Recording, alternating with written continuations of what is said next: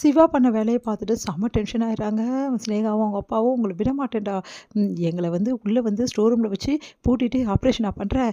இப்பவே உன் மேல கம்ப்ளைண்ட் குடுக்காம விடமாட்டேன். அதையும் பார்க்கலாம்." அப்படின்னு சொல்லிட்டு சிவா போறாரு. இங்க வந்து சிவாவ அரெஸ்ட் பண்றதுக்காக போலீஸ வந்து கூட்டிட்டு வராங்க. சினேகா அவங்க அப்பாவும். உடனே போலீஸ் வந்து "நீங்க வந்து இவங்க வந்து தான் ஓனரு. எப்படி நீங்க வந்து இந்த மாரி பண்ணுவீங்க?" அப்படி சொல்லிட்டு போலீஸ் கேட்குறாங்க. "என்ன சார் சொல்றீங்க? நான் எப்ப சார் பண்ணேன்? நான் ஒரு ஸ்டாஃப் சார். அவங்க சொல்லி தான் இந்த ஆப்ரேஷனே நான் பண்ணேன். வேணா இங்க இருக்கிறவங்கலாம் கேட்டு பாருங்க." அப்படின்னு உடனே எல்லா ஸ்டாஃப்பும் வந்து சிவாக்கு வந்து ஆதரவா வந்து பேசுறாங்க. "ஆமா சார், மேடம் தான் வந்து ஆப்ரேஷன் பண்ண சொன்னாங்க அந்த லேடிக்கு.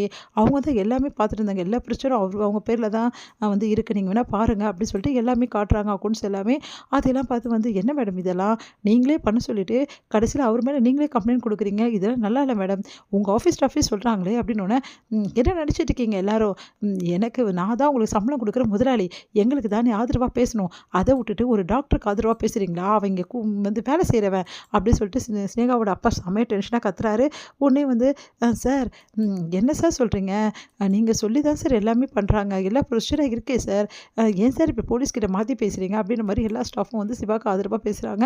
அதெல்லாம் பார்த்துட்டு செம்ம டென்ஷன் ஆயிடுறாங்க. சினேகாவும் அவங்க அப்பாவும்.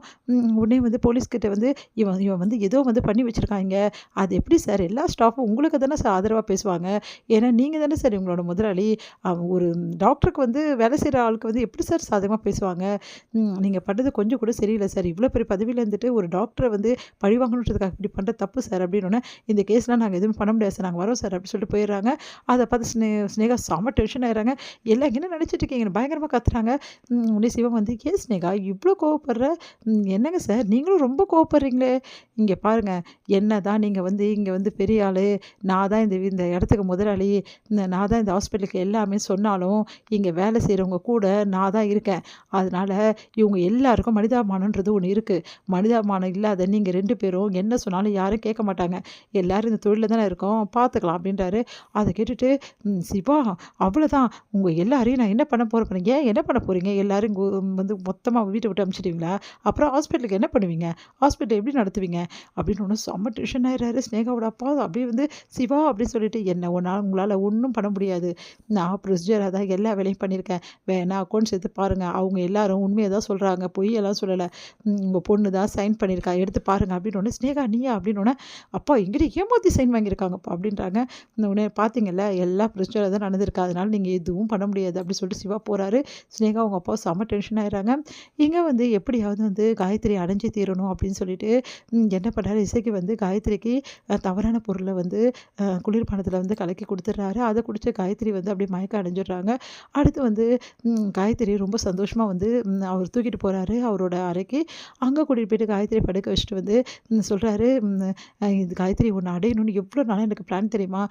என்ன கையே வைக்க விடாம இருந்தியே! இப்ப பார்த்தல்ல உன்னால ஒண்ணுமே பண்ண முடியாது." அப்படின்னு சொல்லிட்டு ரொம்ப சந்தோஷமா இருக்காரு. இங்க என்ன பண்றாங்க, செம்ம டென்ஷனா இருக்காங்க பைரவி. காயத்ரி எவ்வளோ ஃபோன் பண்ணாலும் ஃபோனே எடுக்கல. கண்டிப்பா காயத்ரிக்கு ஏதோ ஆபத்து இருக்கு அப்படின்னு சொல்லிட்டு கிளம்பி போறாங்க.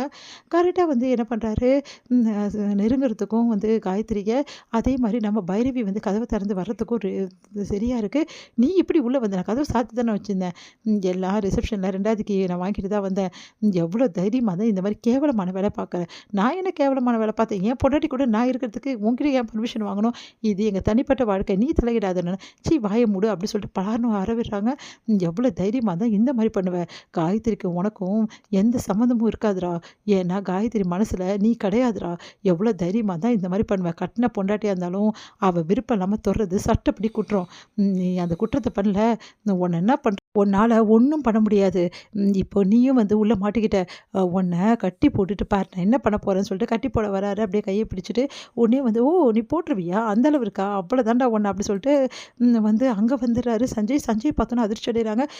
"எவ்வளோ தைரியமா இருந்தா பைரவிய வந்து கைய கட்டி போடுவேன்னு சொல்லுவ." அப்படின்னு சொல்லிட்டு பலாப்பழம் அறுவர, "சார் அது வந்து சார் பைரவி நீங்க காயத்ரிய போய் பாருப்பா." அப்படின்னு சொல்லி சொன்னோனே, உடனே காயத்ரி போய் பார்க்குறாங்க. பார்த்தா காயத்ரி மயக்கமா இருக்காங்க. காயத்ரி காயத்ரின்னு சொல்லிட்டு எழுப்புனா எழுந்துக்கல. "இந்த அளவுக்கு குடுத்துருக்கான் இவன்." அப்படின்னு சொல்லிட்டு வந்து கிளம்புறாங்க காயத்ரி தூக்கிக்கிட்டு.